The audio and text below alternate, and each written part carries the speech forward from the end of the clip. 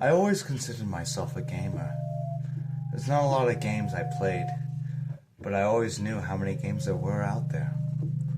For the Game Boy Advance, there are thousands and thousands of games. For the Game Boy Color, there are hundreds of thousands of games. And they always seem to be this thing that brought me mirth, things that brought me joy. This is not a story about games that brought me mirth or joy. This is a story about games that made me the man I am today. I used to never season my food. That hasn't changed. I sound vaguely British or Australian, and that's fine. It's okay to be British or Australian. It's even okay to be American, depending on who you vote for. But in certain games that I played as a kid, there's an element of games I've never played before. Games that made me feel like I had swamp ass and I'd reach in and try and wipe it and all I felt was blood. Today I will be talking about such a game. This game is called Handsy Henry.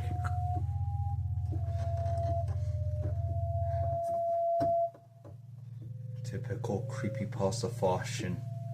I went into a store. There was a game that was listed for free. Price tag on it was red and it only read 666. And as soon as I touched it, blood came out of my eyes. As soon as I came to the shop owner, while the blood was coming out of my eyes, I asked him, "How much is this game?" He said it was free as long as you're fine with bleeding.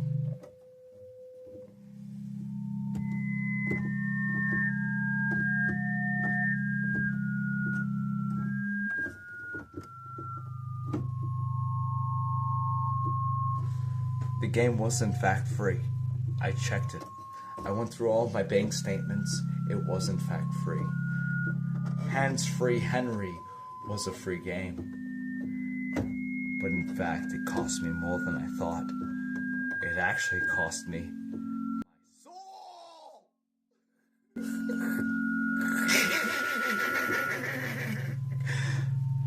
I'm so sorry. The story sucks. I had to tell you in a way that made it appeasing to me to tell it back to you.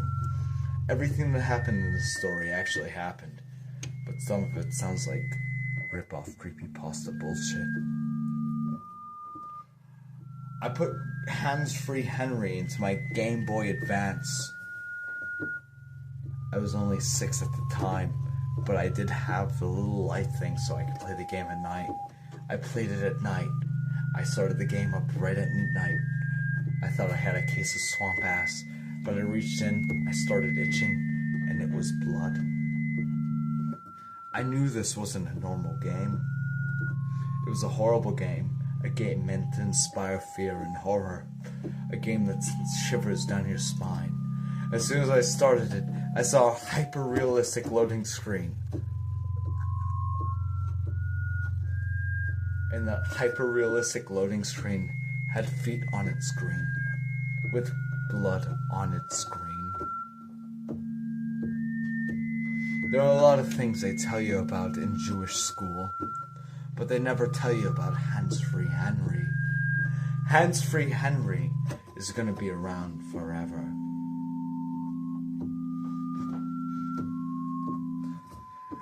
There are a lot of rumors about Hands-Free Henry, and I like to clear them up. They said that Hands-Free voted Republican, and I want to make it clear, he definitely did. He was a Trump supporter. They said that Hands-Free Henry had a narrow urethra. That's false. His urethra can fit all of us.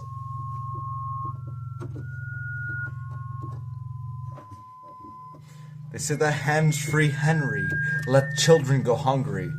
That's not true. He made sure every children that knew about him never went hungry. Hands-Free Henry, though, make no mistake, He tries to do the right thing, but he will only hurt you. I was in 6th or 19th grade when Hands-Free Henry invited me into his room. I went into his room. His room was filled with things that smelled like farts and blood. I couldn't tell what smelled more like farts, and I couldn't tell what smelled more like blood. But Hands-Free Henry has always been a childhood friend, and he said, "Come on, let's play!" And I said to Hands-Free Henry, "I will never play with you. You don't have the Disney magic." And then Hands-Free Henry went on and said, "You have swamp ass right now. Go ahead and feel it. It's all blood." And I went to feel it. And sure enough, it was all blood. And then Hands-Free Henry said, "Dobby is a bad elf! Bad Dobby! Bad Dobby! Bad Dobby!" And sure enough, I went to see if Dobby was a bad elf. And he was, in fact, a bad elf. They always tell you when you get your Hogwarts acceptance letter, you'll feel like you finally have a community, one that you can belong to. It wasn't the case with me, with Hands-Free Henry. As soon as I got into Hogwarts School, Witchcraft and Wizardry, I got gang raped by Dobby, Goofy, and Shrek. And I can't even do a Shrek impersonation. The trauma, it's too deep. Hands-Free Henry told me to murder my family, and I did. And I didn't get what I asked from him. He said he would give me musical talent. He told me that I would be able to get anal anywhere I wanted. It never happened. Hands-Free Henry gave me nothing but disappointment. Dear viewer, if you ever have to deal with Hands-Free Henry, understand, he doesn't care about you. He doesn't want your anal to be rewarding. He is a terrible man, and he sounds like Dobby from Hogwarts. If you give him a sock, understand, it's your own loss.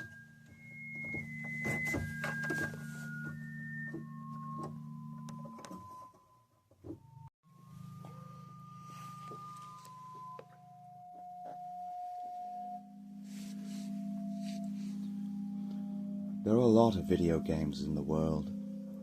A lot of them were played by people. Some of them were made by people. I played a video game made by a complete monster.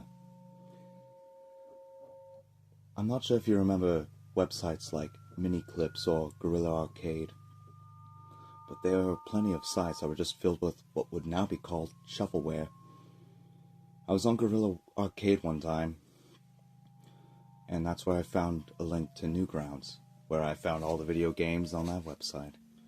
There's one there you can't find anymore, but it was posted by one Murky Water 726. It was a horrible game. I played it, and there was hyper-realistic blood. There was a hyper-realistic loading screen, and the loading screen was made out of blood, and all I could hear was a woman screeching while she cried in excessive bloody scenarios.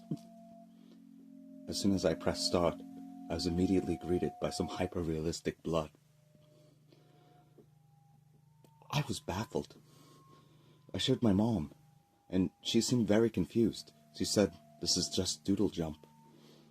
But while she was playing it, she looked like she was actually concentrating on the game, but to me it just looked like hyper-realistic blood being slathered on some hyper-realistic blood as a woman screamed. I looked in the local newspaper, entries at the library, because Murky Water happened to be the name of my town.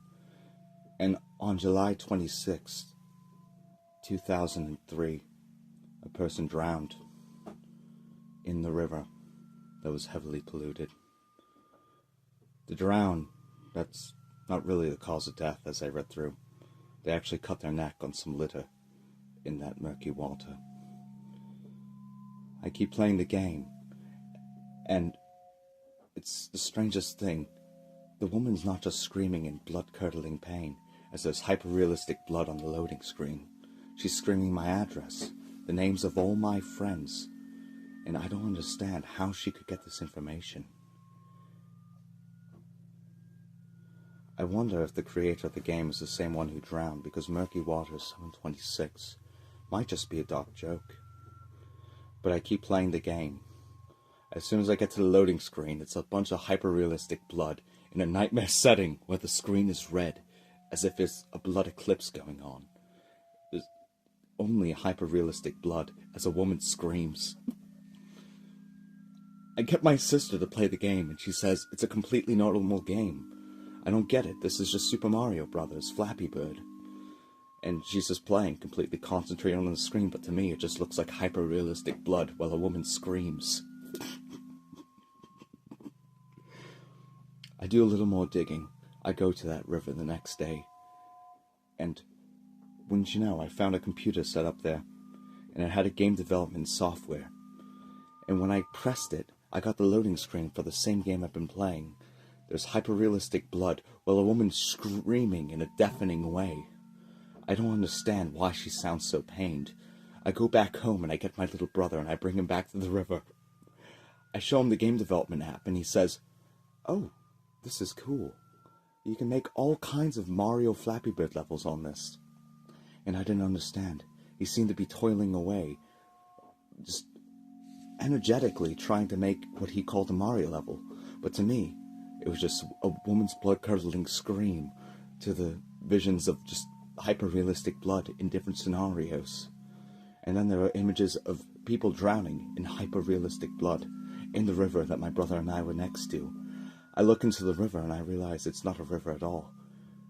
It's actually Murky Water 726 standing in some hyper-realistic blood. It was the same picture of the boy I found in the news article. I look over to my brother, and he's not there, and we never found him again.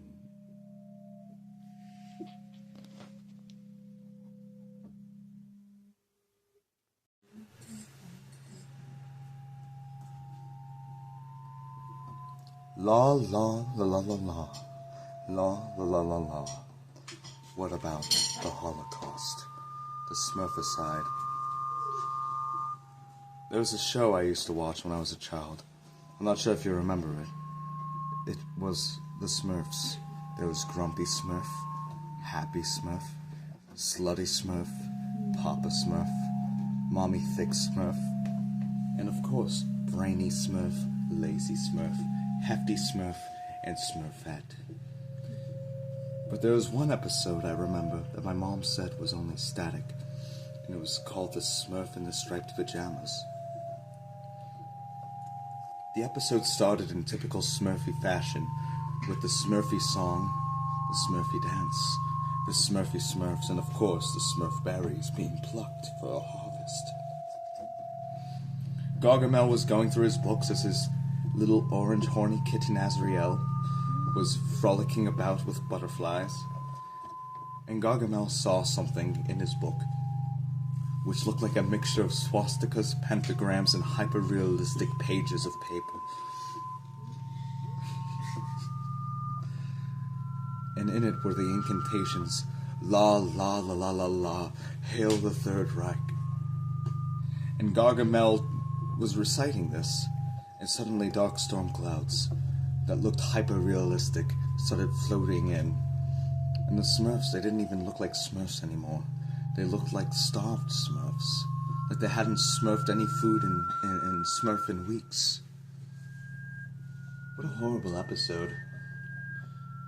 And I still remember, it was right around Christmas, during Christmas break, and my mother still tells me how I was just watching static on a television screen. But Gargamel, as the storm clouds came in, started loading all the Smurfs onto a little Smurfy train and taking them to a place called Smurfwoods. There were Smurfberry bushes, sure, but none of them grew anything. It was a barren wasteland, completely Smurfless of any smurfing. and the Smurfs were loaded in, now looking very distraught, their eyes bloodshot, their rib cages showing. There was no such thing as a happy Smurf in this episode. Papa Smurf was there, but he looked nothing like himself. His beard was even unbrushed. He didn't look like he had the positive energy. Usually in this part of the episode, he'd be telling them to Smurf together and they can Smurf or something out, but not this time. He could barely breathe. He was very labored. I still remember it sounded something along the lines of Brainy Smurf was naturally dead. The Gargamel regime made sure of that. Normally Gargamel wanted to eat the Smurfs, but this time it felt like there was true malice in trying to Smurf them all off the very face of the earth. Like he was frustrated. Every time I cooked the Gargamel, he looked more and more like a real human being. No longer 2D animated. He transitioned to 3D animation, to claymation, to puppeteering, eventually to live action, and his face was deteriorating. He was aging fast, but every time we saw him, he also looked angrier. His face contorted in ways that no human face would. His nose was hideous, and he would be just doing horrendous things with the bodies of the Smurfs that would follow along in Smurfwoods. Some things I care not to repeat to you, but the worst thing I can say is no one Smurfed out of that place. Papa Smurf, Brainy Smurf, Hefty Smurf, Smurfette, oh dear God, Smurfette. Lazy Smurf was the only survivor. They thought he was dead. He was sleeping under the bodies. Remember, next time you want to watch a television show from the 80s, it might not just be in your best interests.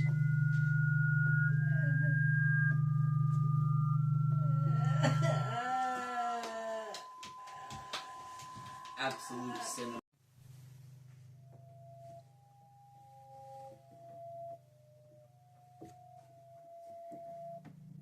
There are a lot of houses in the world. Some of them are lived in by people. Things you call Homo sapiens sapien. But no homes are lived in by Homo neanderthalis. I lived in a house when I was younger. It had people that also lived there. I called them my family. And my family never trusted a single word I ever said because I was full of shit. There's a lot of shit in the world. Most of it is made by people. This is some shit that a monster did to me. We all had imaginary friends growing up. Some of them more benevolent than others. Before I met this person, I had a plank of wood that I drew a face on and I called him Plank. I was way too involved in Ed, Ed and Eddie as a child. But can you blame me? Foster's Home for Imaginary Friends even commented on that, saying that some people just copy what they see on TV. I think that's fine. But some friends you think are imaginary aren't. Some imaginary friends come with the home you live in.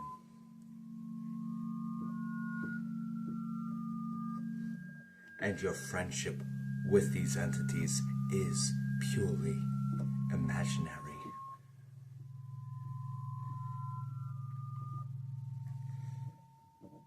This imaginary friend I had called himself Mr. Toilet Paper Mouth. He would always tell me to play in the bathroom with him and frolic in the splashing waters of the ceramic bowl.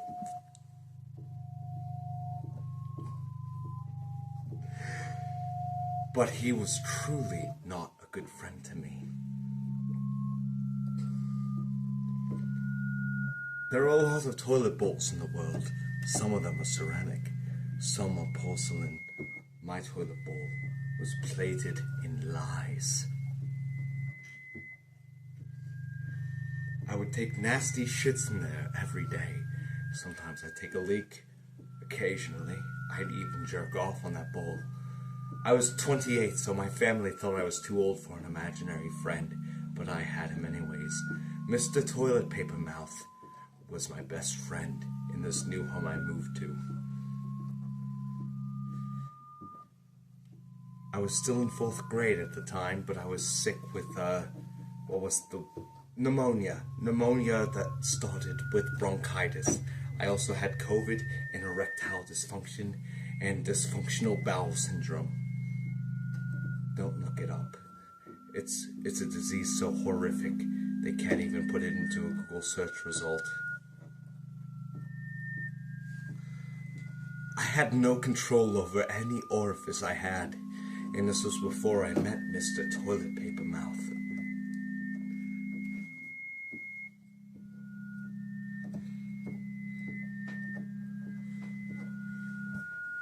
There is a lot of toilet paper in the world, but all of it ends up in Mr. Toilet Paper's mouth. You're never getting back a single sheet if you listen to her demands.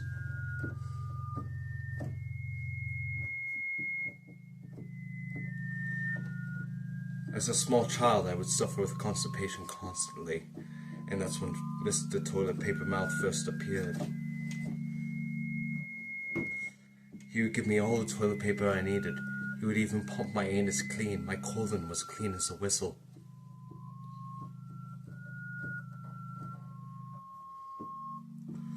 He gave me what he called New Age bowel cleanses, and he'd pull out his phone and play YouTube videos for me.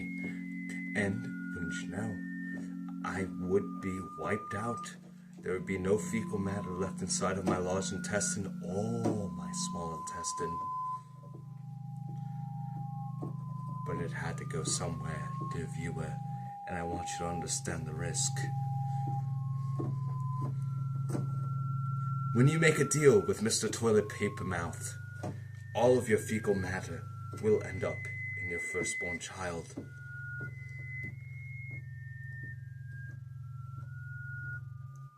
I spent 9 months thinking that my wife of 45 years was pregnant, when in fact it was just a buildup of fecal matter.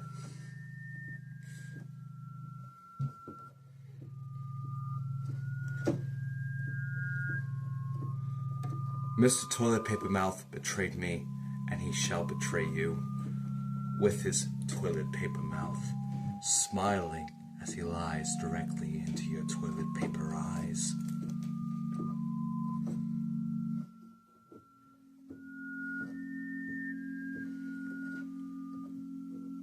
Dear viewer, I want you to understand there is no such thing in this world as free toilet paper.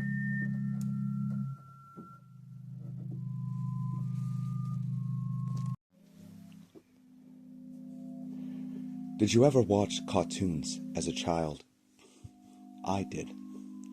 I watched all kinds of cartoons. Some were on this channel. I remember it was called Cartoon Network. One of these cartoons was just a regular show, and it was called Regular Show. It was right after Adventure Time.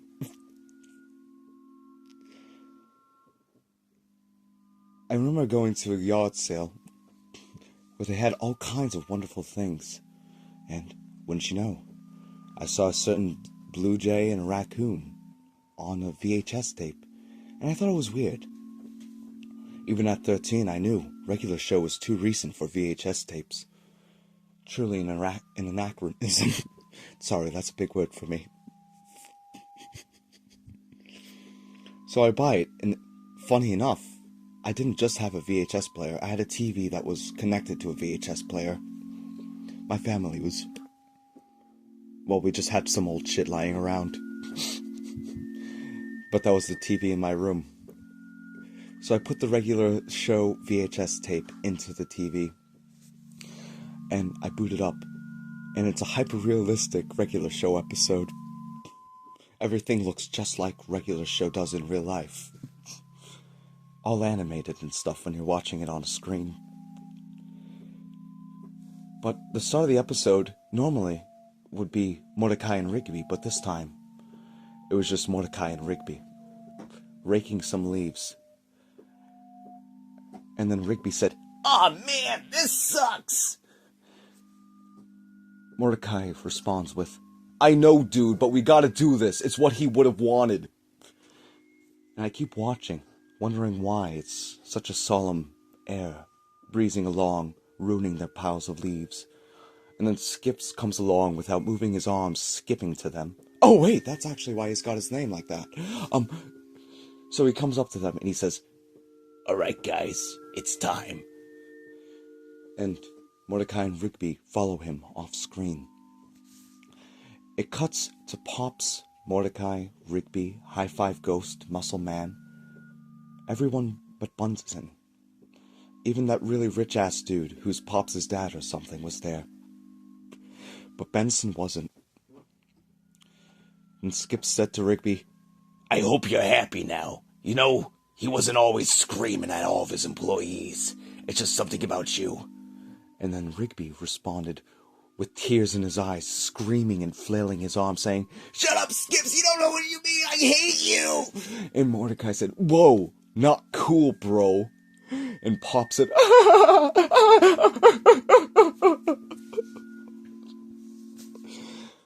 We then had a flashback as drips of hyper-realistic blood came out of my television set from the VHS tape, but the show, it just kept going on regularly.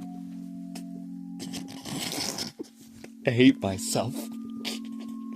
But this is what happened, and this is my secret truth. It cut back to a flashback. Rigby and Mordecai were slacking off at work, and Benson came up, and he said, "You're gonna put those things inside of you, or you're fired!" And Mordecai said, "Oh, come on, Benson, we're just taking a quick break." And then Benson just responded with, "Oh, you like taking breaks, do you? Huh? How about I take a break?" And as he went to swing at them, or whatever they were playing with, it was some kind of game console, not important. The important thing is that the flashback fucked me up. I saw Benson trip over just a random piece of Lego. He didn't even step on the shit. He somehow tripped over it, and he crashed his gumball machine. But it wasn't gumballs that came out. It was hyper-realistic blood. Gray matter. All kinds of mucus that is also found in the head because the nose is there and all that. Then it goes back to the funeral. Rigby's crying. But you can't hear him. You can't hear anything. All you can hear is hyper-realistic blood coming out of the VHS tape in real time.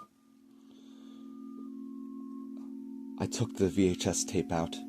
I tried to look for the yard sale. But there was no house there. There was no yard. There was no garage. In fact, there was nothing. It was an entrance to the regular show back rooms.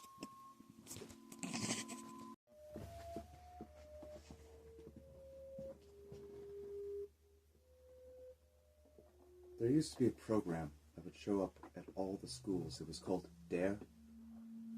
They didn't want you doing drugs. I always thought they were full of shit.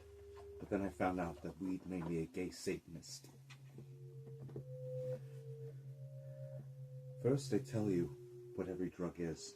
Then they tell you what every drug does. Then they give you every drug. And then they teach you how to smoke every drug. I did so many drugs that I saw the devil and I did a gay. And this, dear viewer, is why you'll never find Dare in a school again.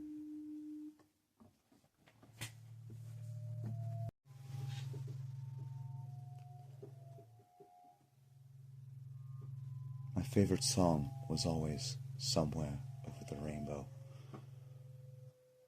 My name is Jummy Quarter.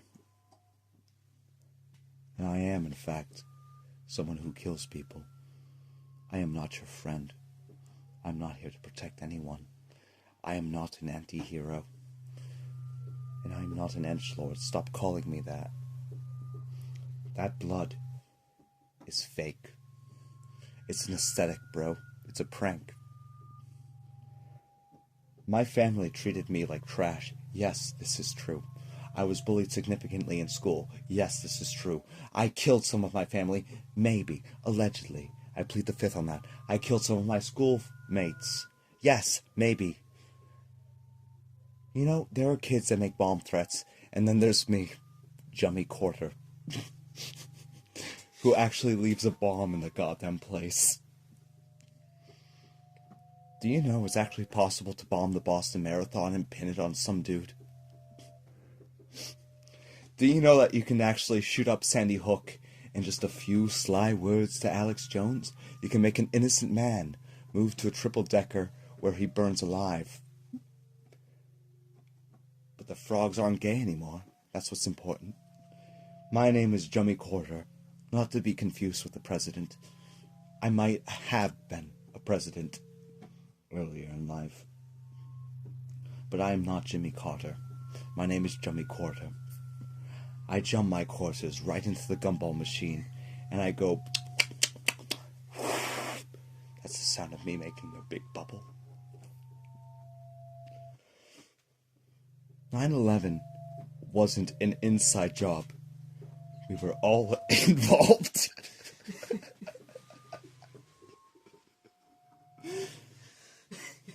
My name is Jummy Quarter. I want you to know, no matter how much hyper-realistic blood you saw on 9/11, there were no fatalities. The Earth isn't flat, it's one-dimensional. Just like me, Jummy Quarter. I know how to ride a horse bareback. Do you want to see how fast I can run? Look how high I can jump off the waterboard. I'm great at waterboarding. Ask the people that planned 9/11 where there were 0 fatalities. Hurricane Katrina is blown out of proportion. It was actually an amusement park ride. People paid good money for it. Ignore the fatalities. This is not poor taste. This is the truth. America can do so much better than me. But does it really want to?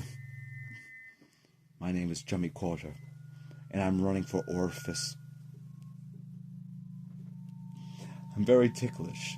Please, never start a tickle fight with me, Jummy Quarter. Anyways, I was abused at home, and my dad would always drink, but when he finished drinking, he would break his bottle on my head and stab me in the tit with it. And then I'd go to school the next day, and my teachers would be upset with me for bleeding all over the place, and so my classmates would bully me.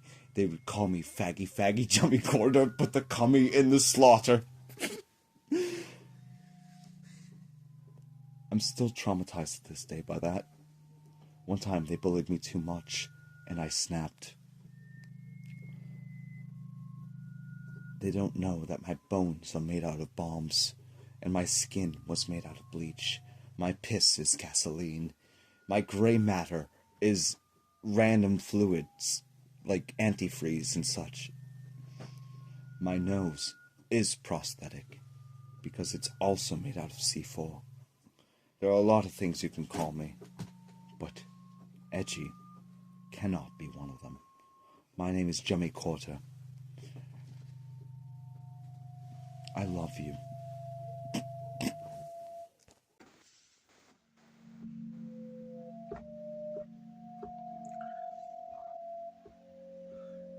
There are many atoms in our atmosphere. Nitrogen, phosphorus, sulfur, oxygen. People think oxygen is the most important one, but it's nitrogen. It's 70% of our atmosphere. And people breathe in a mixture of all these things, and it's called air. Mostly people. There's one thing that breathes in this oxygen that's not a person, that isn't an animal, or any form of fungus. His name is Mr. Penis in the Vagina. He's been around for longer than you think, and his lore goes deeper than any fingers can. Mr. Penis in the Vagina has lore in Germany, Belgium, Poland, Ukraine, even Iran, the oldest country in the world. 6 million years ago, when the first person that we can actually have fossil records of died, Mr. Penis in the Vagina was there, right at that very same lake. But who is Mr. Penis in the Vagina? He's in every video game, newspaper. He's in every song you heard on the radio. He's in every transmission of every car you ever drove.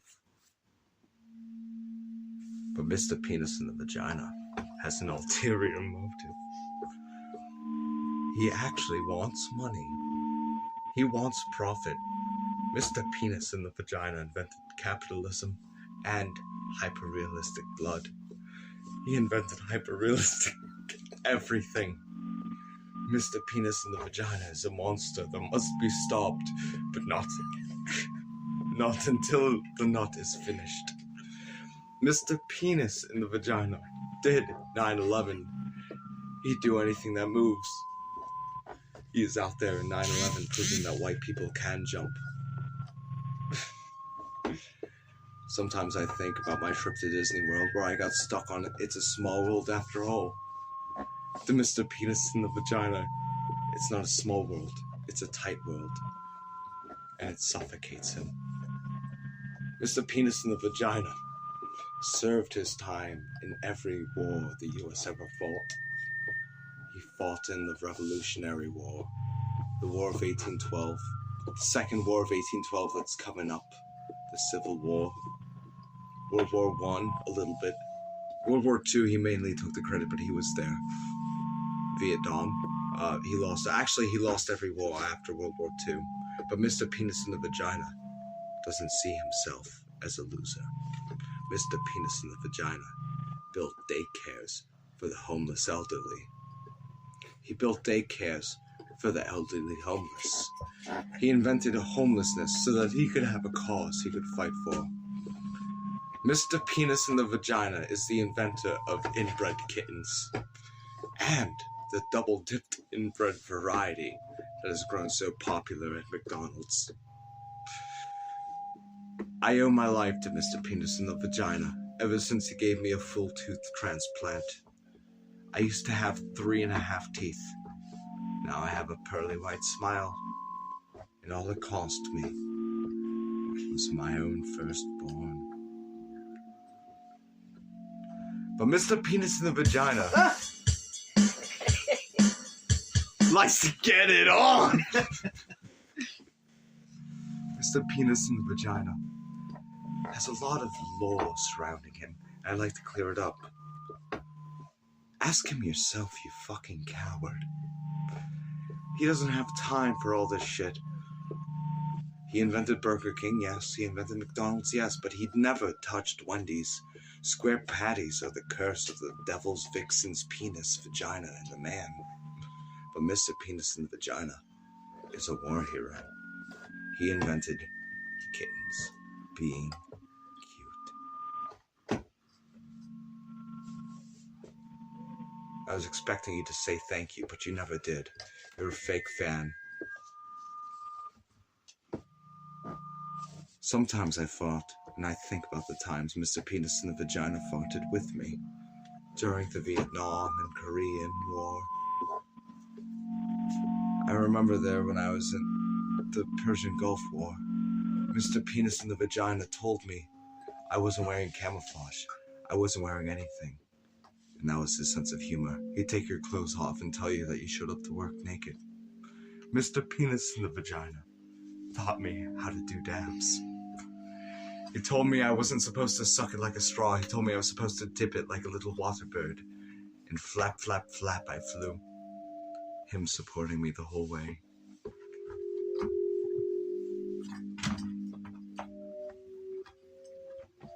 Mr. Penis in the Vagina did not do a dab one day in his life, but he knew how. He was truly a testament to never getting high on your own supply. He sold me dabs. He sold me acid. He sold me every kind of drug you can think of. You can make up a drug right now, and he sold it to me at some point. Mr. Penis in the Vagina is an inspiration to the American people. Sometimes I look back to my days with Penis in the Vagina in my summer camp years, I remember how he just watched Jason Voorhees drowning, and then he watched Jason Voorhees stop drowning before he put him back in the water to make sure the deed was done. I remember when Mr. Penis in the Vagina was in my dreams and he killed Freddy Krueger.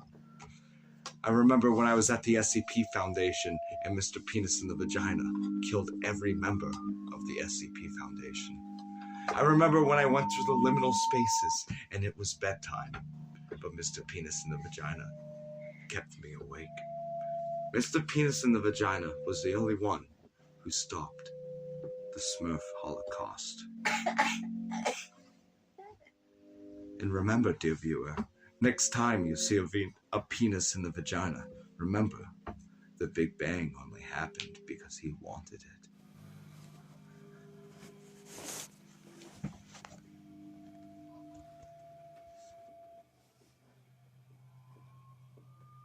Nobody knows what I'm talking about, but there's a show I remember very distinctly when I was a kid. People tell me it doesn't exist, but it was called SpongeBob SquarePants.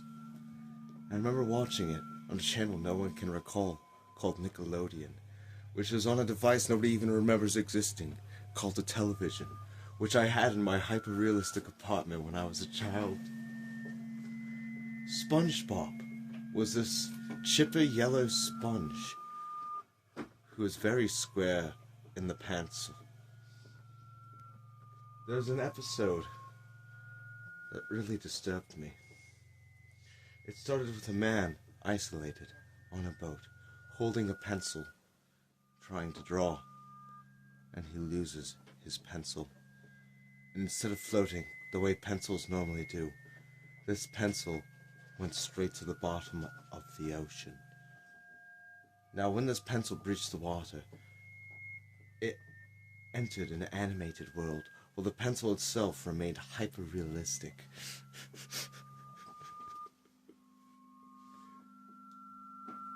SpongeBob and Patrick were just playing like normal, not that you know who they are. Because from what I've been told, the show never even existed. But SpongeBob and Patrick is a pink starfish. He wears these green shorts with purple flowers on them. He's very stupid. They're playing with the pencil, and they eventually make one that looks just like SpongeBob, except not nearly as well drawn.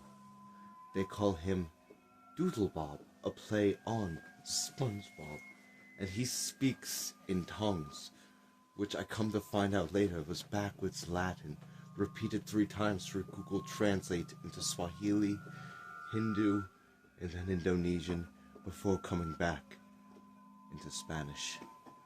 Mi hoi mi nhoi is actually an old curse. It means, I found you.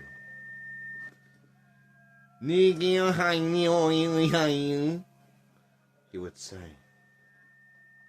And, dear viewer, that actually means, I'll never stop seeing you. Eventually, Doodlebob takes control of the pencil and starts making his own abominations in the Spongiverse. It's something strange, because the pencil, still to this point, was hyper-realistic, with hyper-realistic number 2 drawn on it. At some point, the pencil breaks, but there's no blood. And Doodlebob only has the eraser, where he turns his mouth into a pencil sharpener, and he demonstrates what he's going to do to SpongeBob by sharpening his pencil again. It was a horrible battle, a horrible ordeal. And eventually, SpongeBob had to understand what it meant to play God, of giving something sentience, and then having to brutally murder your own creation, because it wasn't equipped well enough for the world. Doodlebob was not the monster. SpongeBob was not the monster. The artist was not the monster. The sea takes all. Mi hoi, mi nhoi.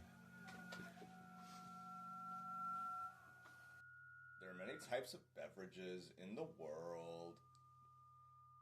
Most of them are designed to be refreshing, enchanting experiences for people to drink. Some beverages are terrible. I've encountered one such beverage in July 17th at 10:02 p.m. I used to be what people would call a drink thief. I would see random cups and I would pick them up. I found what I thought was some delightful Cabernet Sauvignon inside of a wine glass, but it wasn't Cabernet Sauvignon in a wine glass. As soon as I sipped it, something felt off.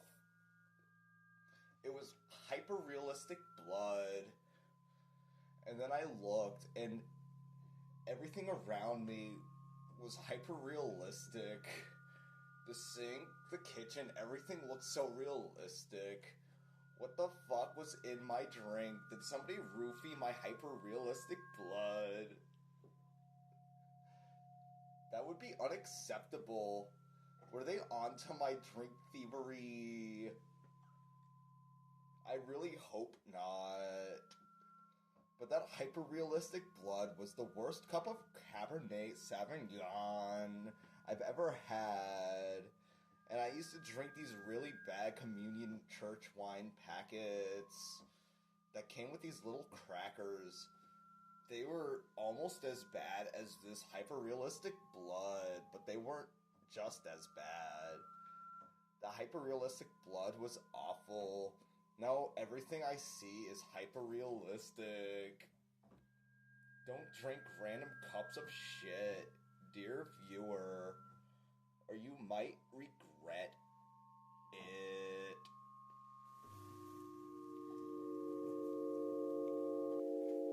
There's a lot of piss in the world. Everyone pees at some point in their lives.